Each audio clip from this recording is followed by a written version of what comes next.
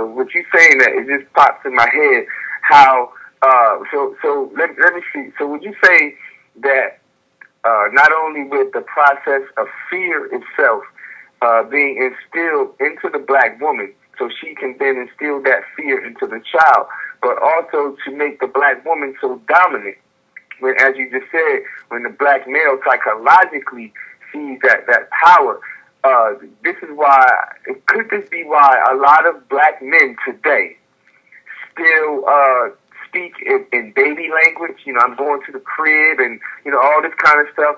And also, could this be the reason why the black male of today still looks at the mother as the strongest? You know, this is why anything we go through during our childhood, we always, you know, call on mama first instead of calling on daddy first. Is that part of the process of effeminization as well? Well, I think that is part of the process, but I think there are also other variables at work. And like I said, I think that is part of the process. So I'm not discounting that at all.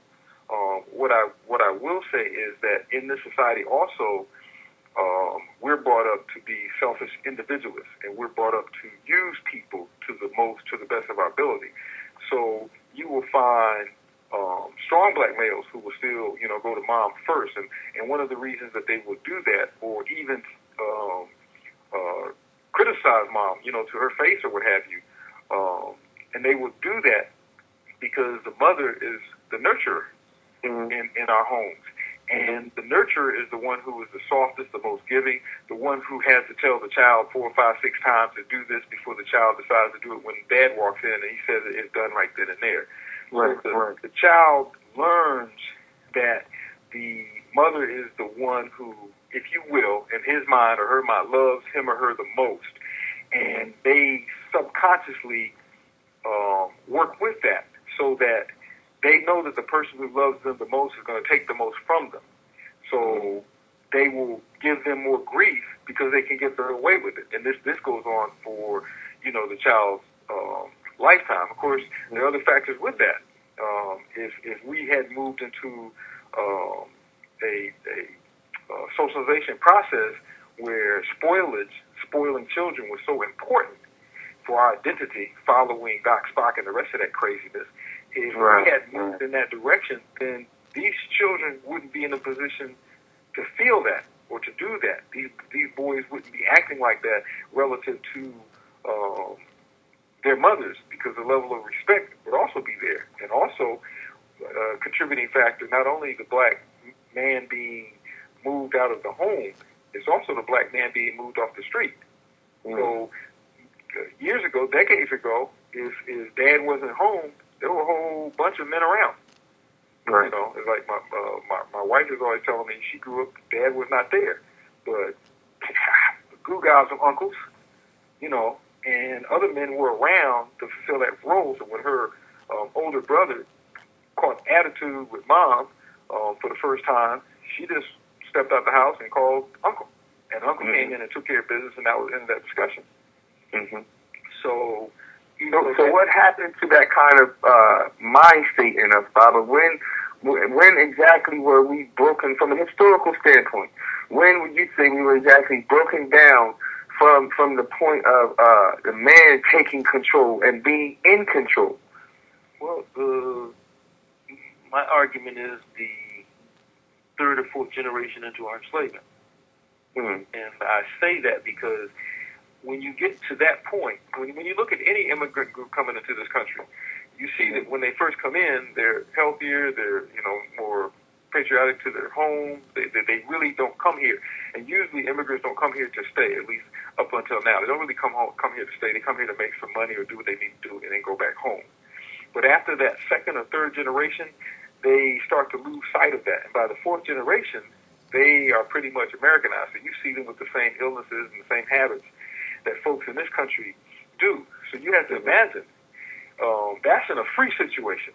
That's in a situation where you have a community with relatives and jobs, and you got the economy that deal with your taste, and you have the things that you're used to there that are manufactured there, shipped from home. So you're a pretty relatively comfortable situation.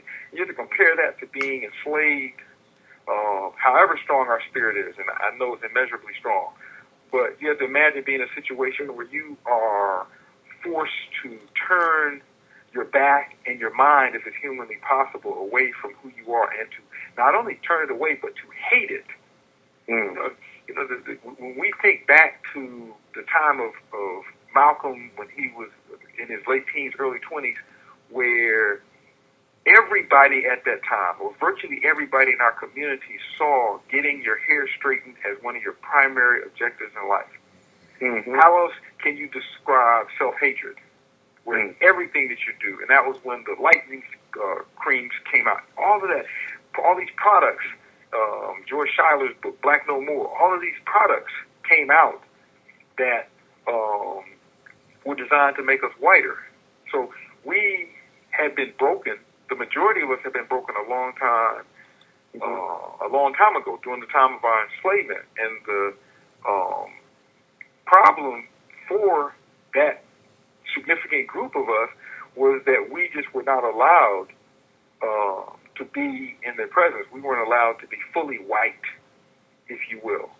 And now that has happened. But the breakage occurred during our enslavement. There's a very good example. Did some research on.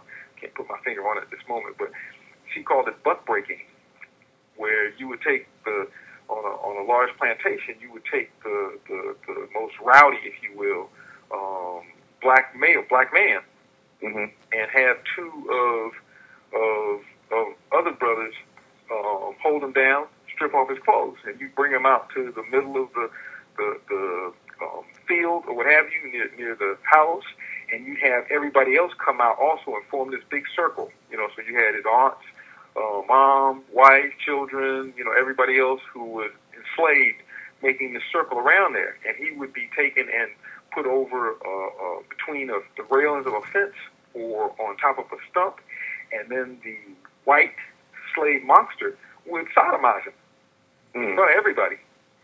Now, talk about breaking someone's spirit, and that's the goal. We have to look at how their goal has been to focus on the family and our spirit. And they have done everything in their power to break this spirit, because our spirit is so strong. So that has been really a major focus of their business, of their technology. And they have, the enslavement broke some of it. And some people use this as an excuse to say that we should accept feminized, homosexualized male as the normal definition of warriorhood, especially this guy named Daniel Black here in Atlanta. What that did, and then you went through the Jim Crow period of all that mess, and then you went into the period of intense, unequal segregation, and then when that didn't work, you brought in the prisons, and of course they were already at work, but you brought in the prisons. Now they're bringing in solitary confinement because the prisons haven't done enough. The prisons still allow the manifestation of manhood, no matter how demented it has become in some cases.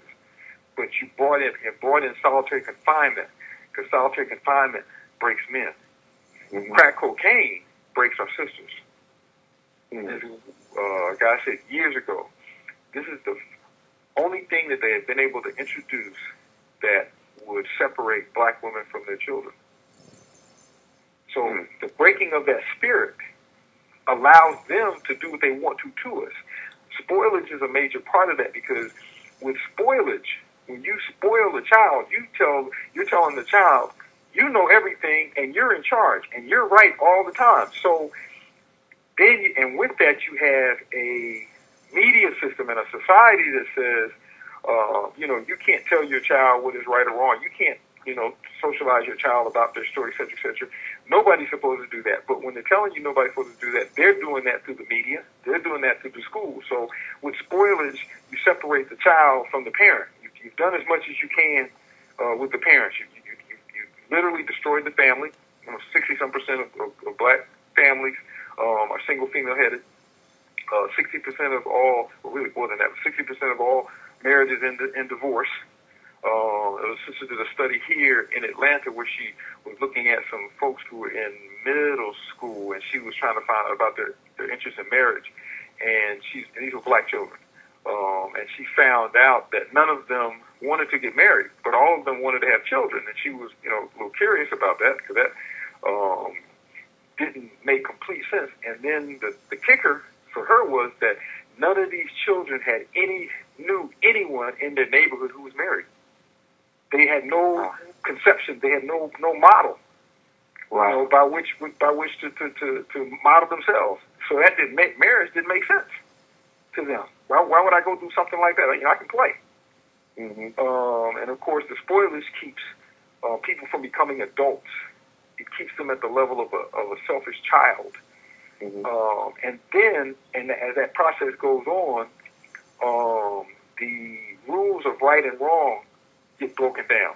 There are no morals. There's no such thing as ethics. There's no universal law that should guide our behavior. You do what you want to because you're an individual, and therefore you have the right to do what you want to. As long as you don't hurt anybody else, or that if you hurt somebody else, they can't do anything about it, then everything is fine.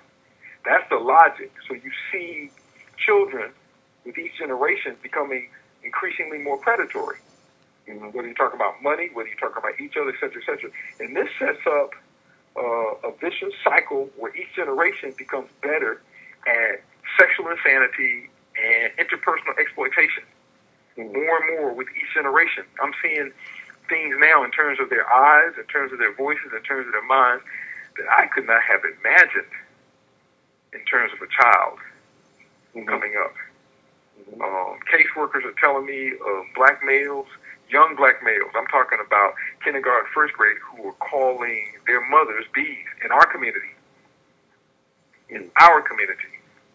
And this is, I don't think D.C. was an anomaly when I was coming up, but if you even thought about calling your mother a bee, everybody in the neighborhood, your boys would beat you down.